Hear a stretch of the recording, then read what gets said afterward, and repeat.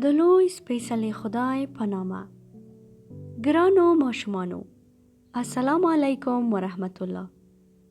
ډېره خوشحاله یم چې نن مې تاسو ته یوه په زړه پورې کیسې راوړې ده. زموږ د کیسې عنوان خولې پلورونکې ده او دا کتاب شانون دیوید لیکلی ده او اننتا پرساد واګلې پښتو ته ژباړلې ده. راځئ چې کیسې واورو. خولې پلورونکي یوه ورځ یوه کلي ته روان و چې خپلې خولې وپلوري.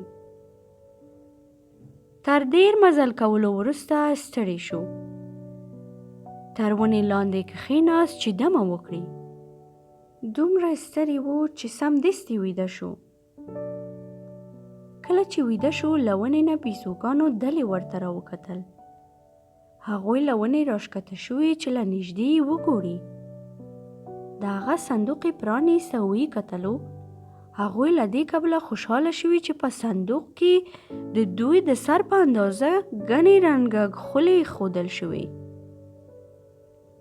هرې بیزو په بیره یوه خولې پر سر کړه. بیزوګانې چې سرې، آبي، شنې، ژیړې، نارنجي، ارغواني او شیرچایي خولې پر سر کړې وې له خوښۍ نڅا کوله. ناڅاپه خولې پلورونکي په خوب کې برخ واوښت او ټولې بیزوګانې ونې ته وختلې. څو شېبې وروسته چې له خوبه پاڅېده، بیزوګانو له پاسه ورته کتل. خولې پلورونکي خپل صندوق وکوت او چې پوه شو خالي دی. ډېر خواشینی شو. ټولې خولې وړکې شوې وې. کله یې چې پورته ونې ته وکتل، ویې لیدل چې بیزوګانې یې خولې پر سر کړې دي. اول حیران خو وروسته غوسه شو. ډېر فکر یې وکړ چې څنګه له بیزوګانو خپلې خولې بیرته واخلي.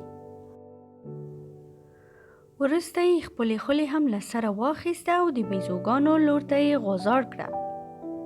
بیزوګانو فکر وکړ چې خولې پلورونکي د هغوی د ویشتلو هڅه وکړه او غوسه شوې.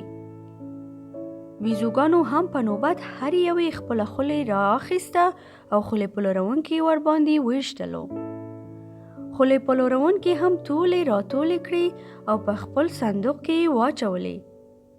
بیزوګانو په حیراني خولې پلورونکي ته کتل او هغه په خندا د خپلو خولیو د پلورو لپاره ولاړ. دا قصه په همدې ځای پای ته رسیږي. ښه ګرانو کوچنیانو، خدای دې وکړي چې دا لنډې قصې مو د خوښۍ وړ ګرځېدلې وي.